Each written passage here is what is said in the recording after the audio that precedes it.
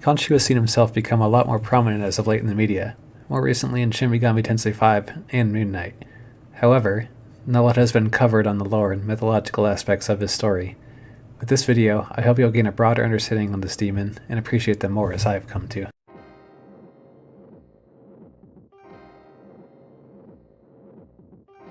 In Egyptian mythology, Khonsu was regarded as the son of the god Ammon and the goddess Mut in the period of the late New Kingdom, 1100 BCE. A major temple was built for Khonsu in the Karnak complex at Thebes. Khonsu was generally depicted as a young man with a side lock of hair, and on his head he wore Uraeus and a lunar disc. Khonsu was also associated with baboons and was sometimes assimilated to Thoth, another moon god, who was also associated with baboons. Khonsu was also the god of moon and time. It was believed he was responsible for making the moon shine, illuminating the nightlife of the Egyptians, and he has the ability to manipulate time and even add new days to the year. As a lunar deity, he had vast amounts of powers to make people, as well as cattle, very fertile. This feature of his is why he was seen in some eras as the deity who created the world. As a moon god, Khonsu was linked to fertility because ancient Egyptians, like many other ancient civilizations, believed that the moon symbolized menstrual cycles.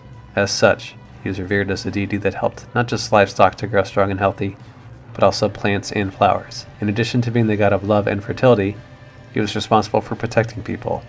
He was believed to keep watch over people that traveled at night, and he was also one of the deities ancient Egyptians called on to protect them against wild creatures at night. He had complete dominion over all nefarious creatures on land, at sea, and in the sky. Khonsu was seen as one of the deities with extreme healing abilities. Oftentimes, the kings of Egypt would offer sacrifices to him when the land was suffering from diseases. It was believed that he could blow fresh air all across the land, healing people that were sick or despondent. This trait of his meant that he often was associated with Shu, the god of air and moisture. He was not solely associated with the moon, but also the sun, the spring sun, at the start of every month. This explains why he is depicted with the sun disk and the crescent moon. What this meant was that he sometimes took the traits of other solar deities, such as Min, Ra, and Horus, especially in Thebes.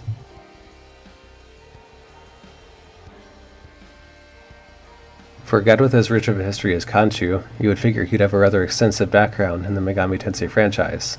However, Khonsu has only been in 2 games overall.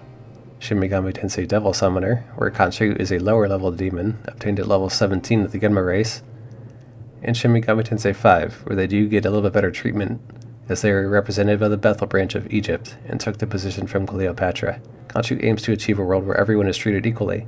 He is first seen attending a summit between the Bethel branches and witnesses Abdiel lose to the protagonist. After the battle, Khonsu breaks off from Bethel with the rest of the gods, initially seeking to become a Nahabino. He soon discovers that the human bearing his knowledge is Miyazu Atsuta, and that she's diagnosed with a terminal illness that will prevent her from living long. Khonsu is drawn to Miyazu's eagerness and decides to give up his claim to the throne, to instead aid Miyazu, secretly giving her his Magatsuhi to sustain her life. However, he had given too much that fusing as Nahabino would end her life. The protagonist, traveling around Dat, finds a dominion of Bethel who is disgruntled by the split, wondering what has become of the Egyptian branch, who then tasks him with finding what they're up to in the quest of the Egyptians' fate.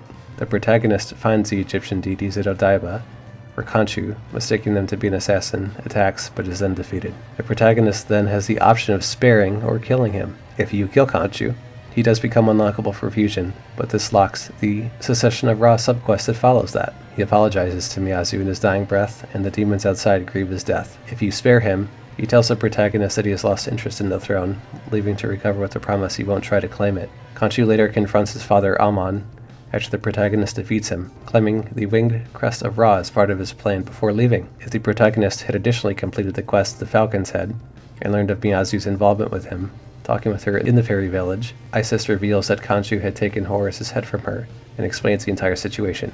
Finding Khonsu and Miyazu at the outskirts of the fairy village, Khonsu, drawing upon the power of Horus's head and the crest of Ra, assumes his Ra form and fights them again only to lose. He then tries to goad them into killing him so Miyazu could ascend to a god. But before anyone could act, Miyazu states that she is satisfied with her life, and Isis reminds him of why he was drawn to her in the first place. Khonsu then realizes his mistake and is taken by Isis to Aru to recover, but not before granting the protagonist the ability to fuse both his normal and ascended forms.